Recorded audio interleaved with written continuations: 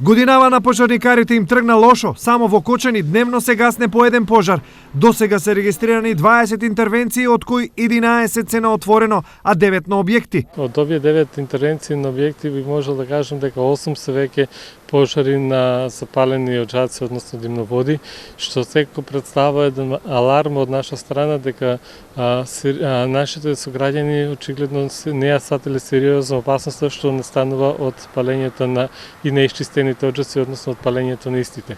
Токму и поради ова, пожарникарите предупредуваат дека оджаците, освен пред почетокот на грејната сезона, треба да се чистат и додека се грее. Затоа што и самата дрвна маса која што се користи од нашите граѓани како грејно тело, најчесто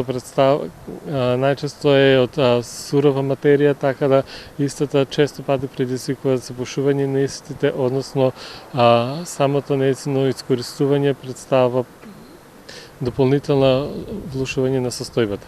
Лани кочанските пожарникари имале 230 интервенции, од кои 190 биле така наречени шумски пожари, а 40 биле на објекти и технички интервенции. Минатата и оваа година, кога во прашање се пожарите, се исклучително лоши. Многу семејства, особено во Кочани, Штип и Делчево, останаа без покрив над главата во зима, само затоа што во лето не си ги исчистиле оджаците.